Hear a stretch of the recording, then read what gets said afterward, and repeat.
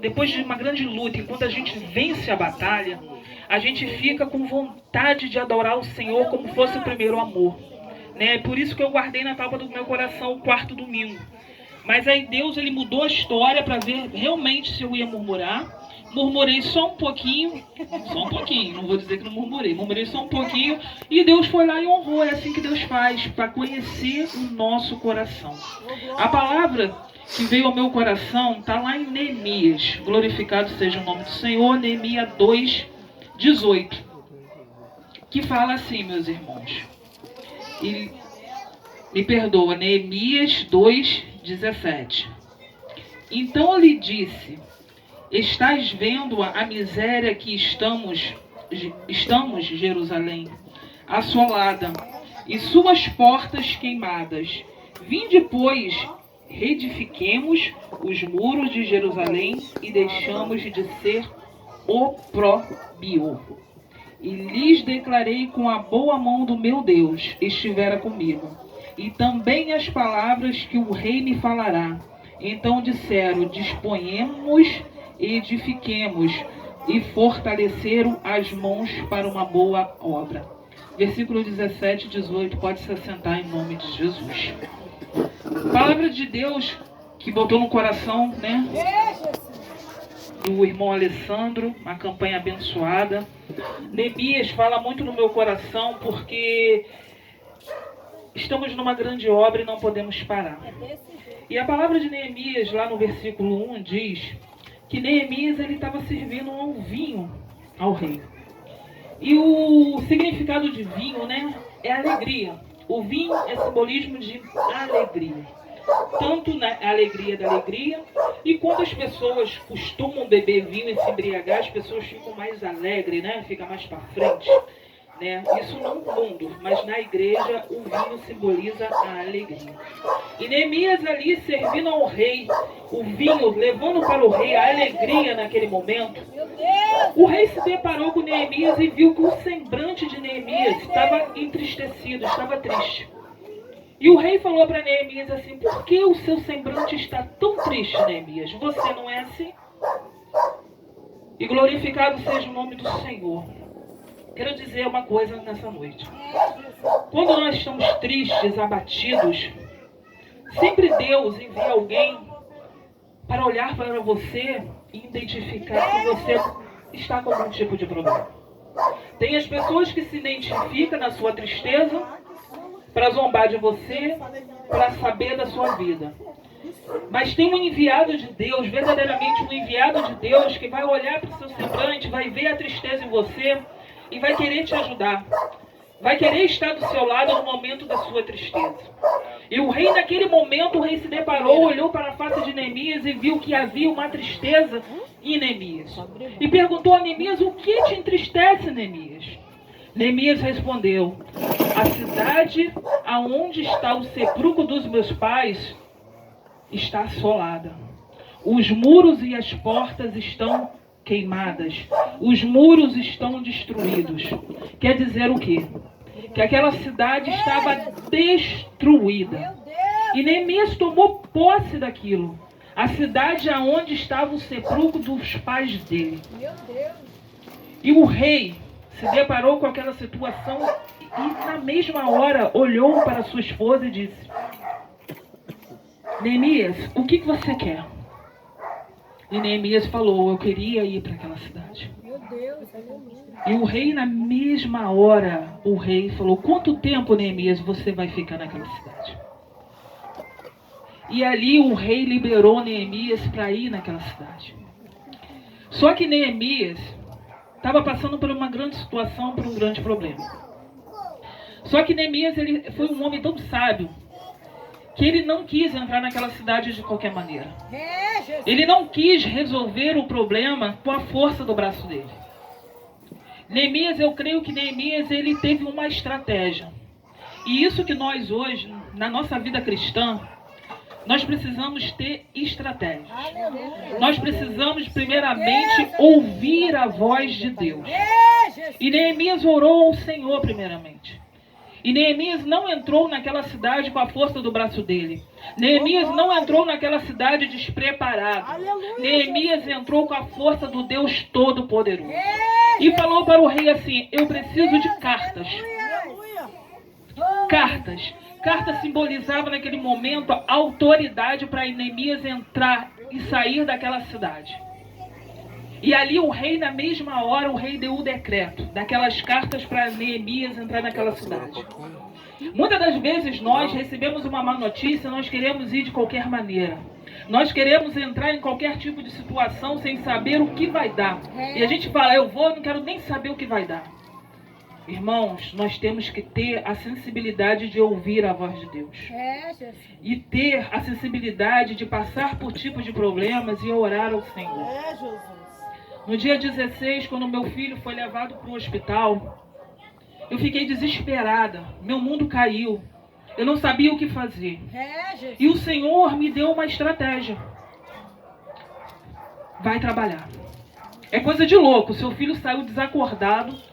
Eu não tinha uma notícia boa ainda do meu esposo. E o Senhor vai trabalhar. E ali eu ouvi a voz de Deus. Por quê? Porque cabeça vazia é oficina do inimigo. Eu recebi aquela notícia, eu me deparei com aquela notícia, meu filho desacordado, meu filho sangrando, meu filho com hemorragia, meu filho foi desacordado para o hospital. E o Senhor fala para mim assim: vai trabalhar. Sabe por que Deus falou para mim trabalhar? Para me acalmar meu coração. Porque eu tinha que preservar também a saúde da minha mãe. Porque o desespero, quando eu vi meu filho sangrando, o desespero tomou conta de mim. Eu gritei, até meu esposo, sabe, ter forças também, porque eu também desestabilizei meu esposo, tanto grito, tanto choro. Eu acabei deixando meu esposo um pouco fraco também. E quando eles foram, o Senhor loga, né, que a gente fala, ligar o computador é logar, loga e vai trabalhar. Porque ali eu não poderia, no meu trabalho eu tenho que ter a responsabilidade, eu não posso errar. Eu não posso, na língua de hoje, eu não posso vacilar. E ali minha cabeça estaria ocupada. E quando minha mãe acordasse, ela também ia ver que a situação não estava totalmente ruim aos olhos dela, porque minha mãe é muito esperta. Quando ela sabe que eu não estou trabalhando, alguma coisa está acontecendo. Ou eu estou de folga, ou alguma coisa aconteceu. E ali eu trabalhei, Deus me deu a estratégia de trabalhar até minha sogra chegar. Depois que minha sogra chegou, meu coração aliviou, que ali eu já não estava naquela situação tão sozinha. Minha sogra chegou, eu falei: agora sim, agora eu vou pedir para poder ir para o hospital. E quando minha sogra chegou, a gente almoçou, eu pedi dispensa do trabalho e fui para o hospital.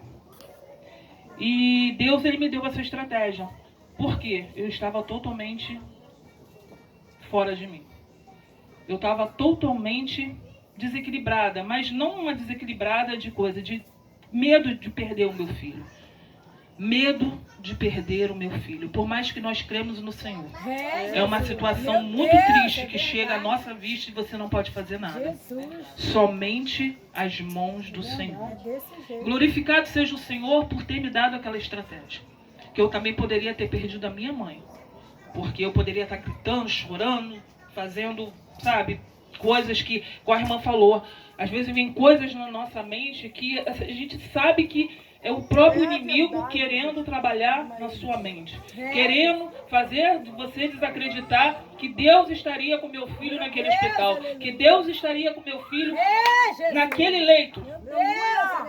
E quando eu vi a foto do meu esposo, eu pedindo a foto, e quando eu vi que estava com 2 pulseiras vermelhas, eu falei: gente, meu filho foi para a sala vermelha. O negócio não está...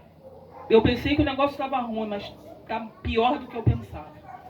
E ali eu fui orando ao Senhor, fui me acalmando, fui trabalhando, fui falando, fui fazendo minhas atividades no trabalho. E quando eu vi, já era 1h da tarde, almocei e fui para o hospital. E quando eu cheguei lá, já estava tudo como Deus queria. Meu filho ainda estava muito fraco, meu filho ainda estava muito abatido, mas ele já tinha saído da área de risco. Deus, ele tinha tirado meu filho do vale da sombra da morte, né? E tinha resgatado meu filho novamente para a vida. E assim foi com Neemias. E ali o rei, né, assinou o decreto, assinou aquelas cartas, e Neemias ainda foi mais ousado, ainda falou assim: rei, me dá mais uma carta para passar pelas matas, porque eu quero passar nas matas do rei para que me dê madeira, para que me dê vigas, para que eu venha para a cidadela do templo, para os muros da cidade, para a casa que deverei alojar. E o rei mais deu, porque a boa mão do Deus era contigo. Então Neemias, ele ainda teve uma outra estratégia. Ele sabia que aquela cidade estava assolada, ele sabia que aquela cidade estava destruída, ele sabia que aquela cidade já não tinha mais nada. Ele ainda pediu ao rei mais uma carta para passar pelas matas e conseguir pegar madeira para poder fazer um lugar para ele poder se alojar e começar a obra. Porque ele mesmo afirmou que a mão do Deus estaria com ele naquele lugar. E glorificado seja o nome do Senhor, que ainda o rei mandou oficiais do exército e seus cavaleiros acompanhar Neemias. Neemias ainda foi bem guardado até chegar naquela cidade. Glorificado seja o nome do Senhor. Quando tudo parecia que estava já, tomando prumo, sempre se levanta o enviado do cão para te destabilizar. E ali naquele momento se levantou Sanbalates e Tobias para saber o que Neemias estava fazendo naquela cidade. Como que Neemias teve aquele livre acesso para entrar naquela cidade e permanecer naquela cidade. E é assim na minha vida, quando nós conseguimos caminhar na presença do Senhor, conseguimos conquistar alguma coisa, ou temos às vezes a gente ainda nem conseguiu, estamos planejando algo de melhor para a nossa vida, sempre se levanta alguém para te dizer que você não pode, que você não vai conseguir, que você não é merecedor. Mas entenda nessa noite, quando o rei ele assina uma carta para você, meu irmão, pode se levantar o diabo, mas você vai ter livre acesso para conquistar aquilo que Deus colocou nas tuas mãos. Glorificado seja o nome do Senhor. E Neemias foi para a cara de Sanbalate e Tobias. Eu tenho uma carta de livre acesso para estar na cidade. Glorificado seja o nome do Senhor. E Neemias chegou naquela cidade onde estava assolado, os muros quebrados, as portas queimadas. E Neemias, ele acendeu uma chama naquela cidade. Ele trouxe novamente a alegria daquela cidade. Muitos souberam que um homem chegou naquela cidade para tentar construir aquilo que o inimigo destruiu. E ali o povo começou a se animar. E o povo começou a se achegar a Neemias. E ali a mão de Deus começou a dar pessoas para começar a levantar os muros, começar a trabalhar, começou a fazer a boa obra naquele lugar. Só que o mais interessante disso tudo, que Neemias, ele na madrugada, a gente fala, a pastora fala que na madrugada a fila é menor. Neemias na madrugada, o povo começou a se animar, o povo começou a se chegar. Mas Neemias, ele não se encheu com aquilo. A palavra diz que ele acordou na madrugada e ele foi passar pelas portas. E quando nós falamos de portas, porta significa segurança. Aleluia! Porta significa, que você está seguro quando você tem uma porta. O que seria de uma casa sem a porta? Você não teria uma segurança completa. Quando nós compramos um terreno, a primeira coisa que nós fazemos, é murar todo o terreno para ter a segurança. Para saber que naquele terreno tem alguém. Quando nós construímos uma casa, uma das primeiras coisas quando a casa está construída, nós colocamos, as portas. Porque vai te dar a sensação de segurança e de proteção. E ali naquela cidade já não tinha mais portas, já não tinha mais muro, então era uma cidade abandonada. Uma cidade que não tinha proteção, uma cidade que não tinha nem assim um respeito mais, Era uma cidade. E na Bíblia, eu andei pesquisando que a Bíblia fala 300 vezes de portas. Então é uma coisa que te traz uma proteção, uma segurança, 300 vezes que é citada na Bíblia a palavra portas. E ali, Neemias, ele ouviu a voz do Senhor e a palavra diz: de noite sai pela porta do vale. Olha Neemias entrando pelaquela porta que estava destruída. Para o lado da fonte do dragão, para a porta do monturo. Eu acho que essa porta do monturo foi a pior porta que Neemias passou. Por quê? Monturo significa lixo. Monturo significa tudo aquilo que não presta. Tudo aquilo que está abandonado, jogado, destruído. E ele passou pela porta do monturo. E sabe o mais interessante disso tudo? Que a gente está falando que tudo está destruído, tudo está queimado, tudo está abandonado, só tinha lixo. E Neemias passou pela porta do monturo e a palavra diz que Neemias ele contemplou. O que quer dizer contemplar? Glorificado seja o nome do Senhor. Contemplar é admirar, imaginar, pensar, analisar. Com tudo destruído, Neemias ele contemplou. E eu creio que Neemias ele saiu na madrugada, tudo destruído. E ele começou a orar ao Senhor à noite. E só tinha ele naquele lugar. E a palavra de Deus diz que não passava nenhum animal por aquele lugar, porque não tinha como passar, porque estava tudo destruído. E Neemias passou pela porta do monturo, onde só tinha lixo, onde só tinha aquilo que não prestava. E ele começou a contemplar. Ele começou a imaginar, começou a pensar. E ele começou a orar. E tudo aquilo que estava ruim, tudo aquilo que não prestava, Neemias ele começou a contemplar. Começou a orar. Começou a imaginar. Se hoje isso aqui está destruído, amanhã vai estar reconstruído. Vai estar uma nova construção. Se tudo aquilo hoje não presta, amanhã vai prestar. O que eu quero te dizer nessa noite? Tudo aquilo que você perdeu, tudo aquilo que você pensa que não vai dar mais, comece a contemplar. Comece a imaginar aquilo que você ainda não conseguiu tocar. Mas comece a profetizar. Como Ezequiel, ele profetizou naquele vale de ossos secos, aonde não tinha vida. E ele começou a orar, ele começou a contemplar, ele começou a orar a Deus. E aquilo que estava morto reviveu para a glória de Deus. E aquilo que não tinha mais nada, aquilo que estava tudo destruído na frente de Neemias, Neemias começou a contemplar.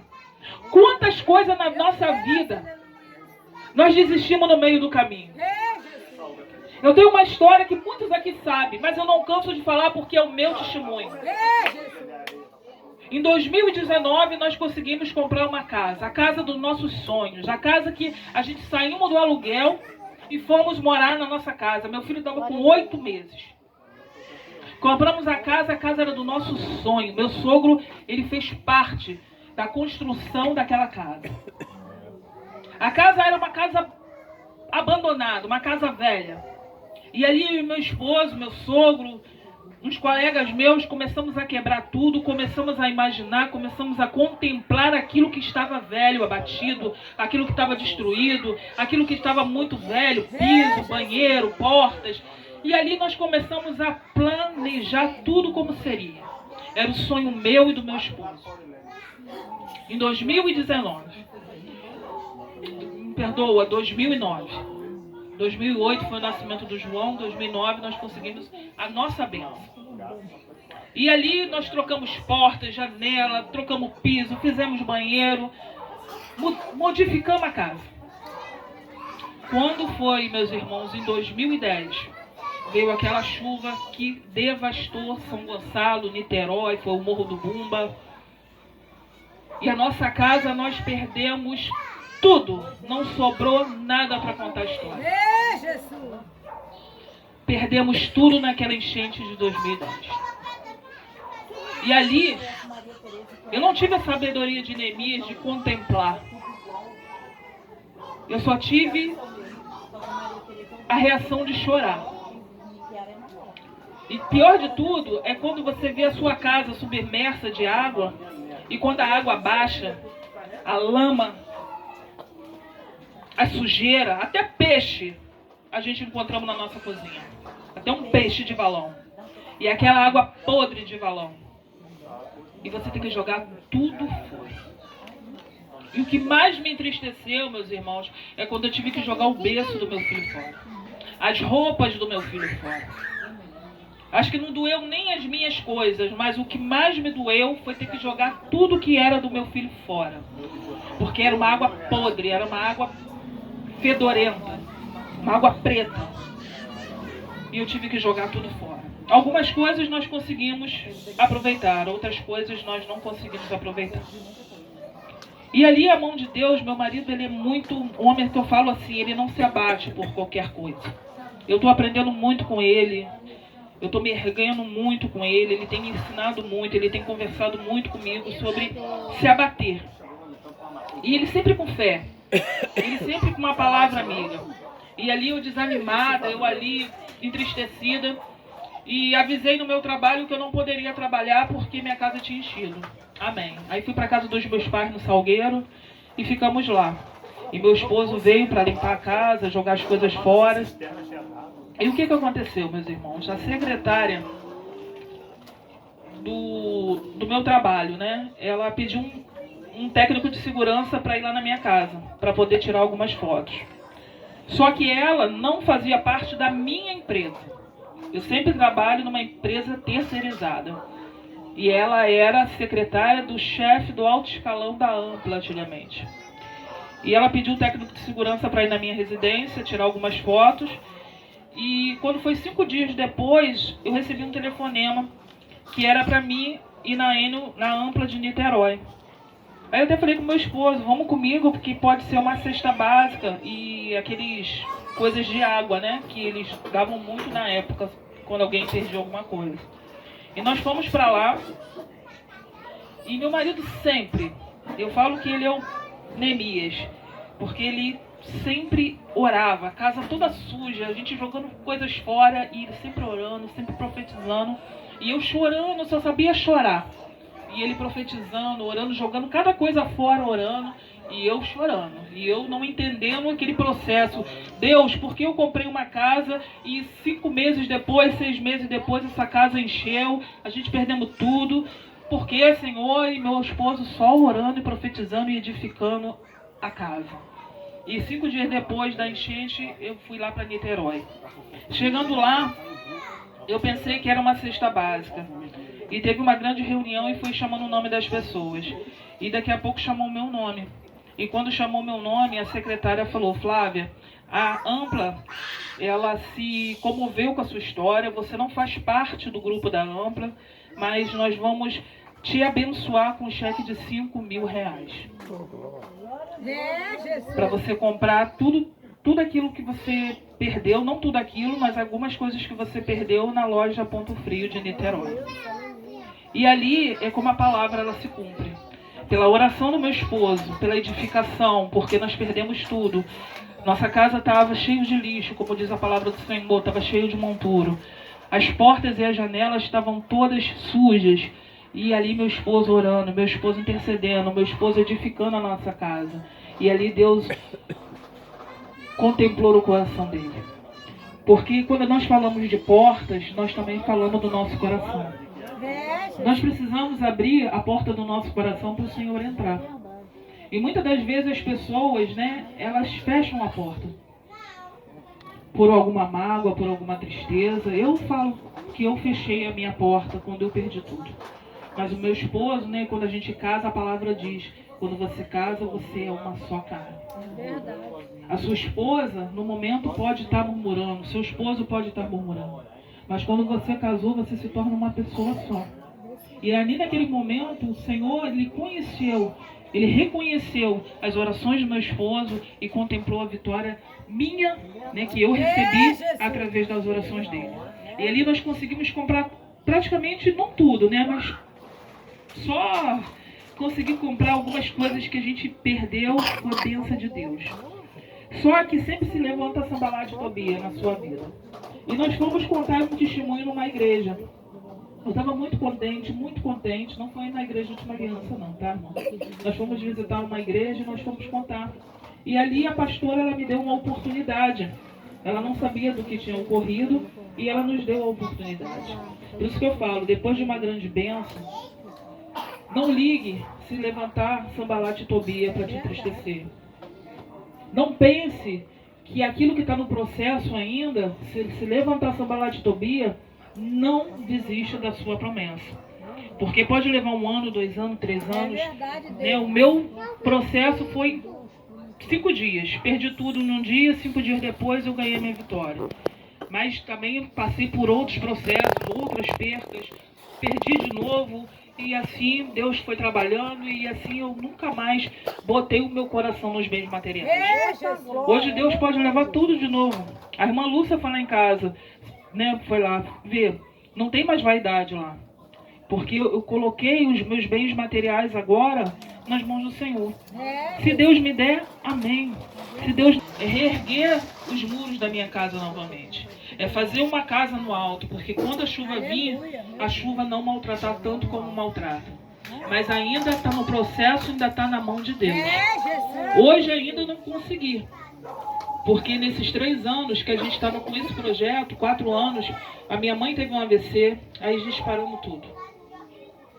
Quando foi em 2021, nós perdemos a minha irmã. Quando foi em dezembro agora, eu perdi o meu pai. Então, assim, aquele sonho que a gente estava planejando, a gente teve que adiar por algumas perdas. E umas perdas que me destabilizou completamente. Não foram umas perdas qualquer, foram umas perdas que me destruiu por dentro. Que o meu coração ficou igual a face de Neemias, ficou destruída, ficou abatido. Porque para muitos, né, hoje às vezes eu falo assim, poxa, eu tenho uma mãe acamada. Uma mãe que teve 3 AVC, uma mãe que não anda mais, uma mãe que depende de mim 24 horas. Você saber que você tem uma pessoa que depende de você 24 horas, você tem que tirar força da onde você não tem. Porque a pessoa, ela não pediu. Minha mãe, ela não pediu para ficar numa cadeira de roda. Minha mãe não pediu para não andar mais. Minha mãe não pediu mais, não pediu para não poder cozinhar mais. Então as pessoas olham para mim assim e para o meu esposo, acham que a nossa vida é muito fácil. Não é. É 24 horas. Tem noites que eu nem durmo. Eu fico vigiando a minha mãe. Porque às vezes a garganta dela seca, ela engasga de madrugada e ela tem que ter água para beber. E não somos noite mais tranquila, mas eu glorifico a Deus, que eu prefiro estar com a minha mãe desse jeito do que eu perder a minha mãe. É minha irmã que entrou para um hospital para fazer uma tomografia do braço, a minha irmã lá não voltou mais. Entrou bem, rindo, contente para fazer uma tomografia no braço dela que estava inflamado. E minha irmã ficou 20 dias internada e veio a falecer. O meu pai, no Dia dos Pais, era o dia mais feliz da minha vida, que eu levei meu pai para a igreja. Para passar o Dia dos Pais comigo no ano passado. E foram somente 4 meses depois do Dia dos Pais. Foi o melhor dia da minha vida quando meu pai subiu aquelas escadarias da igreja para passar o Dia dos Pais. E depois dali meu pai foi adoecendo. Foram 4 meses, de agosto, e meu pai faleceu em dezembro. Então são processos que nós passamos de tristeza na nossa vida que só o Senhor sabe. Mas o meu maior sonho, depois dessa tempestade que passou na minha vida, é reerguer os muros e as portas da minha casa. E eu botei um projeto no meu coração, como Neemias colocou o projeto no coração dele. Aonde está o sepulcro dos meus pais, eu vou reedificar as portas, eu vou levantar os muros e eu vou abençoar aquela cidade. E é da mesma maneira que eu profetizo na minha vida e na vida de vocês. Passa por qualquer situação, mas não abandone o Senhor. A palavra de Deus diz, né, que eis a porta e bato. Olha a porta aí. Só que você vai ter que estar com o coração aberto para que o Senhor venha entrar. Para que o Senhor venha fazer morada, para que o Senhor venha te abençoar da forma que Ele quer. Muitas pessoas estão fechando a porta do seu coração para o Senhor por coisas tão pequenas, como a irmã Lúcia falou. Às vezes nós se mostramos dentro da igreja algo e fora da igreja outra pessoa. Às vezes tem pessoas que não querem nem entrar na porta da igreja porque ouviu falar que o dinheiro dos dízimos e a oferta vai para o pastor ou para a pastora. Eu ouvi isso no meu trabalho. E eu entrar para a igreja para ficar sustentar pastor e pastora, é assim que eu ouço no meu trabalho. É pessoas que desanimaram da igreja por causa de uma cantina, meu irmão. Eu tenho uma conhecida minha que ela não bota mais o pé na igreja por causa de uma cantina. Olha só como o amor de muitos estão se esfriando. Como que as portas estão na porta do nosso coração, estão se fechando por coisas banais. Já pensou se eu fosse parar e pensar por tantas coisas que eu tenho passado na minha vida e eu fosse desistir da presença do Senhor? A minha casa encheu quase umas 20 vezes, perdi várias coisas várias vezes. Fosse eu desanimar. Aí muitos dizem assim, se eu fosse você já venderia aquela casa. Mas eu aprendi com a minha mãe, com meu pai, aquilo que não é bom para mim, não vai ser bom para você. Aquilo que me traz tristeza, eu vou vender para trazer tristeza para um outro irmão? Jamais, meu irmão. E aquilo ali, a minha casa, aquilo ali não, a minha casa foi promessa do Senhor. Foi bênção de Deus. Ali foi muito choro da minha mãe, foi muito choro do meu esposo, foi muito choro nosso para construir, para fazer. Minha mãe estava ali todo o tempo nos ajudando, minha irmã estava ali todo o tempo, e hoje eu vejo a minha mãe acamada, e eu falo assim, aquilo que era sonho dela, também junto com a gente, que ela sonhou junto comigo, junto com meu esposo, eu vou jogar fora, eu vou vender, aí vou para uma outra terra, que Deus não me mandou eu ir, e passar dificuldade, passar na prova. O que eu mais escuto no meu trabalho, se eu fosse você, já tinha vendido a sua casa.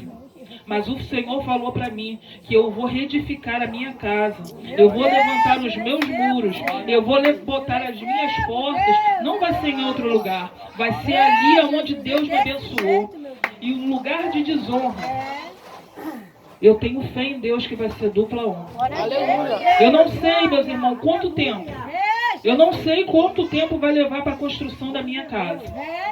Mas eu tenho a certeza que no tempo certo, na hora certa, o Senhor, Ele vai me abençoar. O Senhor, Ele vai nos honrar.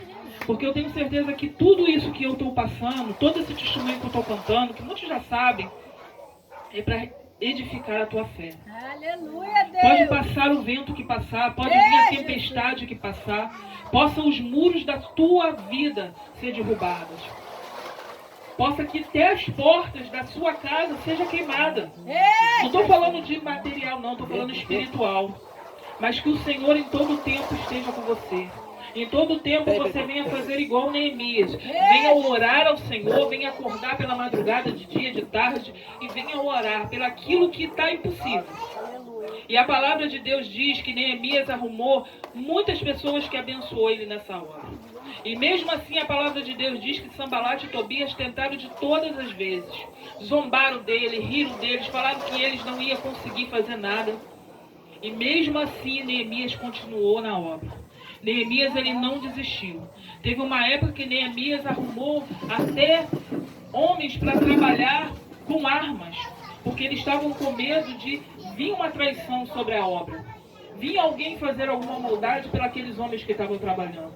E a palavra diz que os homens trabalhando e armados na escolta para saber que Deus era com eles, mas eles tinham também que se defender se viesse alguma armadilha sobre aqueles homens que estavam fazendo a obra. E diz que Neemias, ele governou aquela cidade por 12 anos. E ali nunca mais ninguém passou necessidade. Nunca mais ninguém passou pela necessidade da fome, da sede, da escassez. E é assim que Deus faz na minha vida e na sua vida. Eu queria te dizer uma noite para terminar, não sei se foi isso que o Senhor, que você queria escutar, mas foi isso que o Senhor colocou no meu coração, desde que o irmão Alessandro me chamou para pregar, sobre reconstruir. Mesmo que você tenha que derrubar e construir de novo, mas que faça um novo na sua vida. Tira o velho para que o novo venha entrar. Porque muitas das vezes a gente fica se apegando naqueles bens materiais. Ah, não posso me desapegar disso. E eu falei para o meu esposo, nem que eu tenha que derrubar a minha casa e ter que levantar ela de novo.